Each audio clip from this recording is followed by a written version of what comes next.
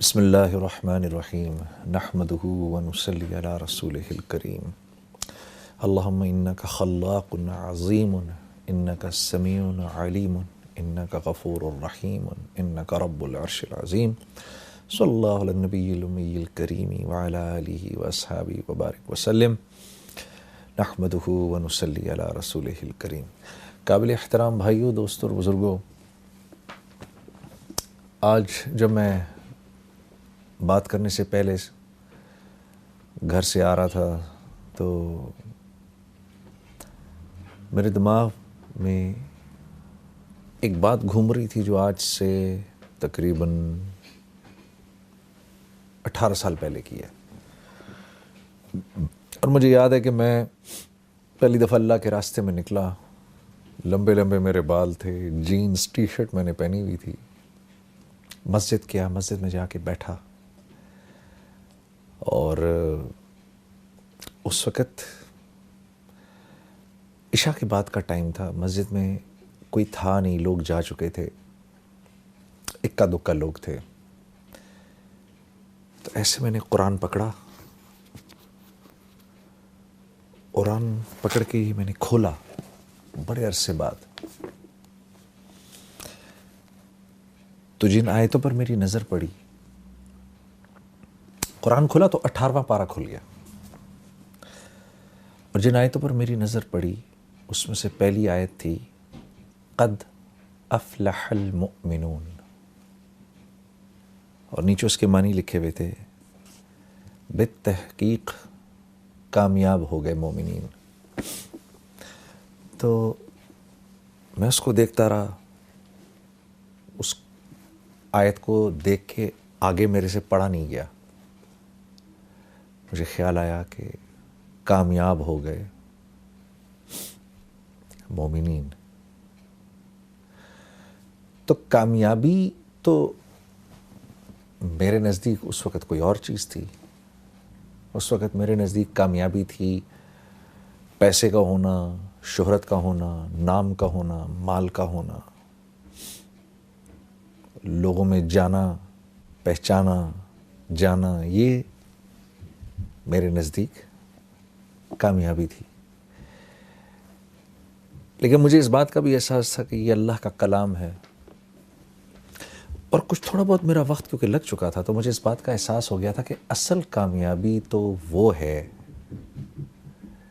جو اللہ کے ہاں کامیابی ہے، اصل کامیابی وہ نہیں ہے جس کو میں کامیابی کہوں۔ یہ بات بھی ذرا سمجھنے کی ہے۔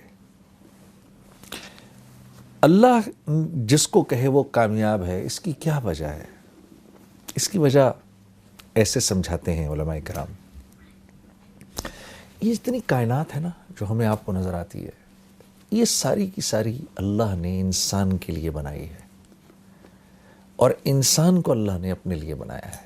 اب اس کائنات میں جو چیز میری ضرورت کی ہے وہ میرے لیے جتنی ضروری ہے نا، اس کی اتنی ہی اونچی قیمت ہے۔ اگر گاڑی انسان کی ضروریات کو پورا کرتی ہے تو اس گاڑی کی قیمت ہے، اور وہ قیمت کس نے لگائی ہے؟ انسانوں نے۔ کیوں؟ کیونکہ گاڑی انسان کی ضروریات کو پورا کرنے کے لیے ہے، انسان گاڑی کے لیے نہیں بنایا گیا، گاڑی انسان کے لیے بنائی گئی ہے۔ تو یہ گاڑی جب تک اس کی ضروریات کو پورا کر رہی ہے اس وقت تک اس کی قیمت ہے۔ جس دن یہ انسان کی ضروریات کو پورا کرنا بند کر دے گی اور اس کی جگہ کوئی اور چیز اس سے بہتر ضرورت پورا کرے گی تو یہ سڑک پہ چلنے والی تمام گاڑیاں لوہے کے بھاؤ بکیں گی، یہ اپنی قیمت چھوڑ دیں گی۔ کیوں؟ اب انسان کے ہیں ان کی کوئی قیمت نہیں۔ تو یہ جتنی کائنات ہے اس کی ہر چیز کو اللہ نے انسان کے لیے بنایا ہے۔ پھل، سبزیاں، یہ بہتے جھرنے، یہ دریا، یہ ہوائیں، یہ بدلتے موسم، یہ سب انسان کے لیے ہیں، اس کو سکھ پہنچانے کے لیے ہیں۔ اور اس کائنات میں جو کچھ ہے وہ جتنی انسان کی ضرورت کو پورا کر رہا ہے اتنا ہی قیمتی ہے، اور جو انسان کی ضرورت کو پورا نہیں کر رہا وہ اتنا ہی بے قیمت ہے۔ کیوں؟ کائنات انسان کے لیے بنی ہے۔ اسی طرح کیونکہ انسان اللہ کے لیے بنا ہے تو انسان کی قیمت بھی اللہ ہی لگاتے ہیں، انسان خود اپنی قیمت نہیں لگا سکتا۔ بڑے بڑے بادشاہ آئے، بڑے بڑے کر و فر کے ساتھ آئے۔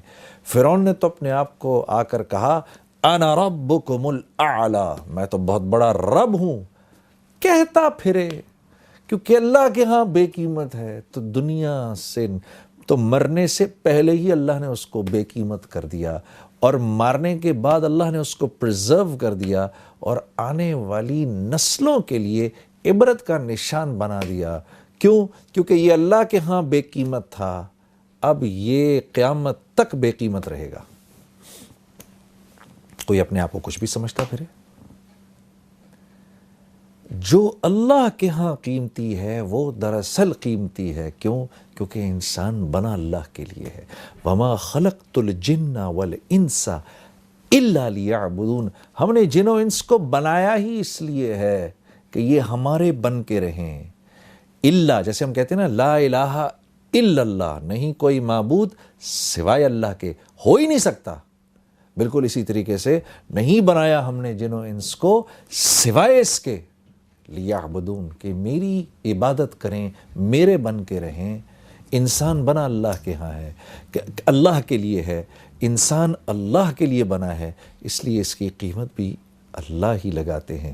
تو جب میں نے پڑھا نا قد افلح المؤمنون، کامیاب ہو گئے مومنین، تو مجھے تھوڑی دیر کے لیے لگا جنید تو اپنے آپ کو کتنا کامیاب سمجھتا ہے، اپنے آپ کو کتنا بڑا سٹار سمجھتا ہے، چیک تو کر، کیا تو واقعی ان کامیاب لوگوں میں سے ہے؟ کیا تو واقعی اتنا کامیاب ہے جتنا کامیاب تو اپنے آپ کو سمجھتا ہے؟ تو میں نے ان اگلی 10 آیتوں کو پڑھنا شروع کیا کہ یہ آیتیں کیا کہہ رہی ہیں۔ قد افلح المؤمنون، بالتحقیق مومنین کامیاب ہو گئے۔ اب یہ مومنین ہیں کون؟ یہ تو دیکھیں۔ تو ان کی پہلی صفت کیا ہے؟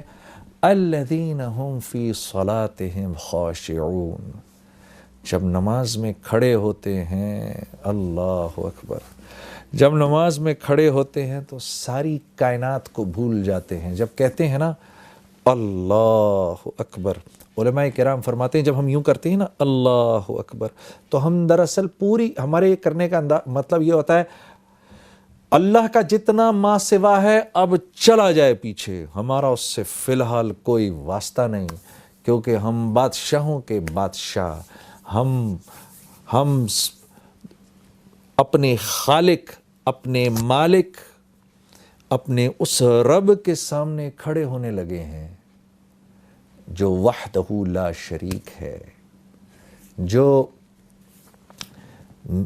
واحد ہی نہیں ہے، وہ احد ہے۔ واحد ایک کو کہتے ہیں، احد اس کو کہتے ہیں جو ایک بھی ہو اور جس جیسا دوسرا ہو ہی نہیں سکتا۔ اس لیے اللہ رب العزت نے ہمارے نبی صلی اللہ علیہ وسلم سے فرمایا، میرے نبی یہ آپ سے پوچھتے ہیں آپ کا رب کیا ہے، کون ہے؟ آپ فرمائیے قل هو اللہ احد۔ تمہارے اتنے دماغ ہیں ہی نہیں کہ تمہیں اللہ رب العزت شرح صدر ہوں کہ اللہ ہیں کیسے؟ اللہ احد ہیں، اللہ جیسا دوسرا کوئی ہے ہی نہیں۔ تو جب ہم یوں کرتے ہیں نا اللہ اکبر، تو ہم اس احد ذات کے سامنے جا کر کھڑے ہو گئے ہیں جس جیسا کوئی دوسرا ہے ہی نہیں۔ کیوں؟ وہ اکیلا خالق ہے، اس جیسا کوئی خالق ہے ہی نہیں، ہو ہی نہیں سکتا اس کے، بلکہ اس جیسا کوئی خالق تو کیا کہنا، اس کے سوا کوئی تخلیق دے ہی نہیں سکتا۔ انسان ایجادات کرتا ہے۔ ایک صاحب نے مجھ سے کہا کہ بھائی دیکھیں نا، ایک کاغذ تو ہم نے بنایا، انسان نے بنایا، گاڑیاں ہم نے بنائی ہیں۔ میں نے کہا ایک منٹ، انسان جب کسی چیز کو تخلیق دیتا ہے نا تو اس میں 4 پروسیسز ہوتے ہیں۔ انسان کی تخلیق میں 4 پروسیسز ہیں، جن میں سے 1، 2، 3 اللہ کے ہیں، 1 انسان کا ہے۔ اللہ کے تین پروسیسز کیا ہیں؟ جو چیز انسان نے تخلیق کی ہے اس کے انگریڈینٹس کا بنانے والا ایک اکیلا اللہ ہے. پہلی بات یہ. دوسری بات یہ، ان انگریڈینٹس کی جو کوالٹیز اور جو پراپرٹیز ہیں، ان میں پانی کا پیاس بجھانا، لوہے کا سخت ہونا، لکڑی کا ہونا، زہر کا فیٹل ہونا، یہ جو کوالٹیز ہیں نا، جن چیزوں کو انسان ملا رہا ہے، ان چیزوں کی کوالٹیز بھی انسان کی بنائی ہوئی نہیں، اللہ کی بنائی ہوئی ہیں، اس میں اللہ کی ڈالی ہوئی ہیں. تیسری چیز کہ جن چیزوں کو انسان نے جوڑا آپس میں کوئی بھی چیز تخلیق کرنے کے بعد، اب ان چیزوں میں جو پراپرٹیز کی جو چینج آئی ہے وہ بھی من جانب اللہ آئی ہے. چوتھی چیز انسان کی چیزوں کو ملانا. تو انسان تو چیزوں کو جوڑتا ہے، ایلوائز کو ملا دیتا ہے، ایک سرٹن والیوم، پریشر اور ٹیمپریچر سے انسان اللہ کے جو بنائے ہوئے ایلیمنٹس ہیں ان کو ہیٹ کرتا ہے. پھر وہ ان ایلیمنٹس کو سرٹن پریشر، سرٹن والیوم پہ اور پھر ان کو آپس میں جوڑتا ہے. وہ تو آپس میں جڑتے ہیں، جڑنے کے بعد ان کی جو کوالٹیز چینج ہو جاتی ہیں، ان میں وہ پراپرٹیز کا چینج ہونا بھی اللہ کے ہاتھ میں ہے. تو انسان خالق نہیں ہے. اللہ کے آگے، اللہ کے سوا کوئی چیز، کوئی تخلیق کر نہیں سکتا. تو جب اتنے بڑے رب کے سامنے میں کھڑا ہوا ہوں، میرا دماغ ادھر ادھر جائے، اللہ فرماتے ہیں جو کامیاب لوگ ہیں، جب وہ میرے سامنے کھڑے ہوتے ہیں، successful people, when they stand in front of me, they forget everything around them. اپنے ارد گرد کی ہر چیز کو بھول کے ایسے کھڑے ہوتے ہیں نماز میں. جب یہ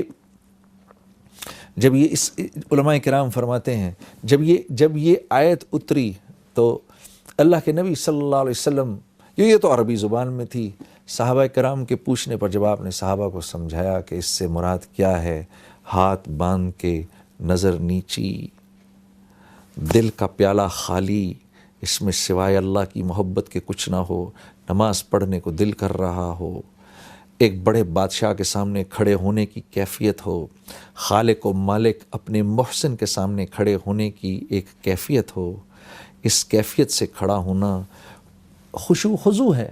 تو صحابہ کرام پہلے تو نماز سے پہلے آسمان کی طرف دیکھ لیا کرتے تھے، اس کے بعد وہ اپنی نظریں نیچی گاڑ کے رکھتے تھے. حضرت ابوبکر صدیق رضی اللہ تعالیٰ عنہ کے بارے میں تو آتا ہے کہ جب آپ نماز میں کھڑے ہوتے تھے تو ایسے کھڑے ہوتے تھے جیسے کوئی ایک لکڑی کی شاخ زمین میں گاڑ دی گئی ہو.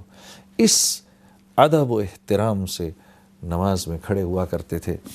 تو الذین هم فی صلاتهم خاشعون، صحابہ کرام کا یہ شعار تھا. اس کے بعد کہ جیسے اللہ کے نبی صلی اللہ علیہ وسلم فرماتے تھے نا کہ میری آنکھوں کی ٹھنڈک نماز میں ہے، تو صحابہ کرام بھی اپنے دل کے پیالے کو خالی کر کے نماز میں کھڑے ہوا کرتے تھے.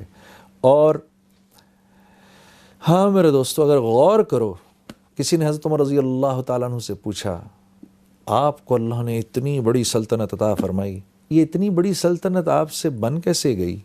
تو فرمایا، عربی کا جملہ تھا، مجھے تو یاد نہیں، لیکن اس کا مفہوم یہ تھا کہ دن ہم گھوڑے کی پیٹھ پر گزارتے تھے اور رات جانماز پر گزارتے تھے. اس طرح اللہ نے ہم کو یہ سارا کا سارا عالم عطا فرمایا. اور مسلمان کے ہیں بھی یہی دو کام، حرکت میں رہنا، متحرک رہنا، اللہ کے دین کے لیے دور دور تک جانا اپنے اوقات کو فارغ کر کے، اور لوگوں تک اللہ کی بات کو پہنچانا، اللہ کی تعریف کرنا، اس کے نبی کی تعریف کرنا. دن میں ان لک فی النہار سبحا طویلا، اللہ رب العزت ہمارے نبی صلی اللہ علیہ وسلم کے بارے میں فرما رہے ہیں کہ اے میرے نبی، صبح آپ لوگوں کے سمندر میں تیر رہے ہوتے ہیں. جب اللہ یہ کہیں تو سوچو اللہ کے نبی کیسے لوگوں کے پاس جایا کرتے ہوں گے، کیسے لوگوں کے، اے میرے نبی دن بھر آپ لوگوں کے سمندر میں تیر رہے ہوتے ہیں، لوگوں تک اللہ کی بات پہنچا رہے ہیں. تو یہ کام ہے ہمارا. اور رات کو اللہ کے سامنے خشوع و خضوع سے کھڑے ہو جانا. کہ کسی اللہ والے سے یہ سنا کہ تہجد کی نماز کے بعد جو دعا ہے وہ ایسی پر اثر ہوتی ہے کہ جیسے کوئی تیر انداز نشانے پر اپنے تیر کو مارے، ایک انتہائی شاطر تیر انداز اپنے تیر کو نشانے پر مارے تو وہ نشانے پر جا کے لگے. ایسے ہی دعا اللہ کے ہاں قبول ہوتی ہے رات کو. میرے عزیز دوستو، کیونکہ ہم اللہ کو ویسا سمجھتے نہیں جیسی اللہ کی ذات ہے، وما قدر اللہ حق قدرہ والارض جمیعا، ہم کیونکہ اللہ کی قدر ویسی کرتے نہیں، اللہ خود فرما رہے قرآن میں، تو اس وجہ سے اللہ سے ویسا تعلق بنتا نہیں. جب اللہ سے ویسا تعلق بنتا نہیں تو پھر ہم اپنی ضروریات، کیونکہ ہم اللہ سے ایسا تعلق بناتے نہیں، اس لیے میرے دوستوں دل اللہ کی ذات کا تاثر بھی نہیں لیتا. اور انسان کی ہر ضرورت اللہ سے جڑی ہوئی ہے. انسان کی ہر ضرورت جو ہے وہ اللہ سے جڑی ہوئی ہے. دیکھیے یہ آنکھیں ہیں میرے پاس، میں ان سے دیکھتا ہوں. کیا میں ان سے دیکھتا ہوں؟ جس بھائی کے پاس آنکھیں نہ ہوں اس سے پوچھو تو صحیح جا کر. ہاں، یہ جملہ ہی باطل جملہ ہے جو میں نے ابھی کہا ہے کہ میں آنکھ سے دیکھتا ہوں. وہ آپ سے کہے گا آنکھ تو میرے پاس بھی ہے. آنکھ سے نہیں دیکھتے، اس میں اللہ کا امر ہے میرے بھائی. جس سے تو دیکھتا ہے میرے لیے وہ امر نہیں دیکھنے کا ہے تو نہیں دیکھ سکتا، آپ کے لیے دیکھنے کا ہے تو آپ دیکھ سکتے ہیں. آنکھ تو میرے پاس بھی ہے. یہ زبان ہے میرے پاس، بھینس کی اس سے 4 گز لمبی زبان ہے. اگر زبان ہی بولتی تو بھینس بولتی، کیوں نہ بولتی؟ زبان نہیں بولتی. جو میرا بھائی بول نہیں سکتا اس سے پوچھو، وہ کہے گا دیکھو زبان میرے پاس بھی ہے. زبان نہیں بولتی، اس میں چھپا ہوا اللہ کا امر ہے جس سے آپ بولتے ہیں. آپ کے لیے امر ہے، میرے لیے نہیں. اللہ الذی خلق 7 سماوات ومن الارض مثلہن یتنزل الامر بینہن لہ ملک السماوات والارض والی اللہ ترجع الامور.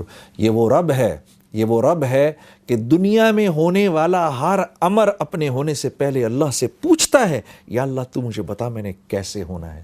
عزیز دوستو، کیونکہ دل اللہ کی ذات کے تاثر سے خالی ہے، اس لیے نماز میں جی نہیں لگتا، اور نماز سے اپنی ضروریات کے پورا ہونے کا یقین بھی نہیں ہوتا. جب ہم لوگوں کے سامنے اللہ کی تعریف کرتے ہیں تو اس یقین کو ٹھیک کرنے کے لیے کرتے ہیں کہ ملے گا تو اللہ کے ہاں سے ملے گا، کریں گے تو اللہ کریں گے. ہاں، جو کچھ جہاں سے ہوتا آ رہا ہے وہاں سے نہیں ہو رہا، کرنے والی ذات اللہ کی ہے.